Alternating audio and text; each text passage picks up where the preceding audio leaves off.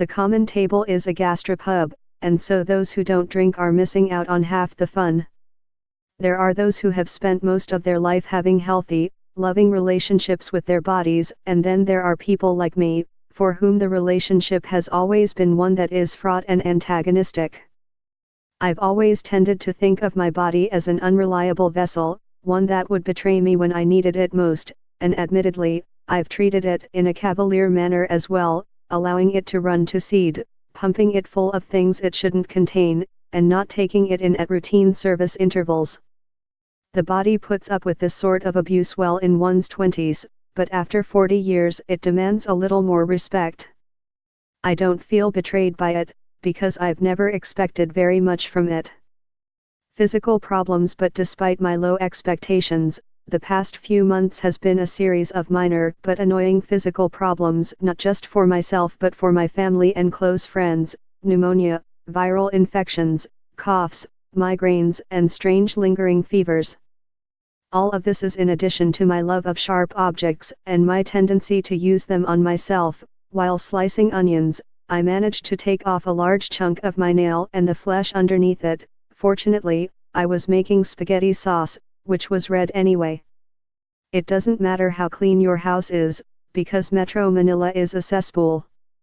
It's not just the pollution and the garbage on the streets, but the incredible density of people crammed into tiny spaces who never wash their hands, and sneeze like a nebulizer in confined spaces.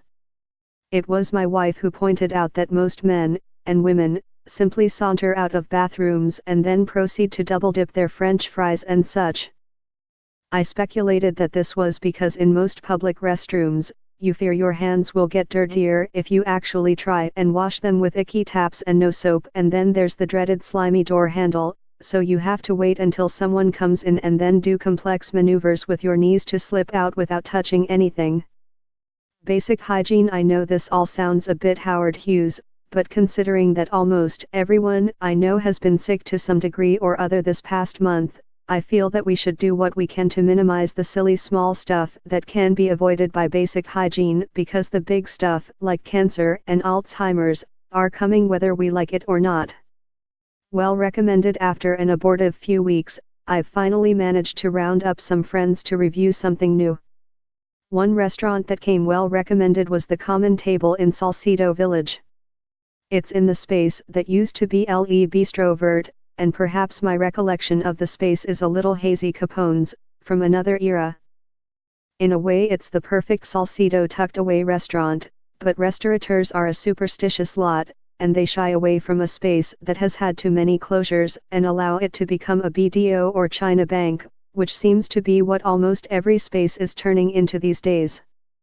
The place is a gastropub, and so those who don't drink are missing out on half the fun.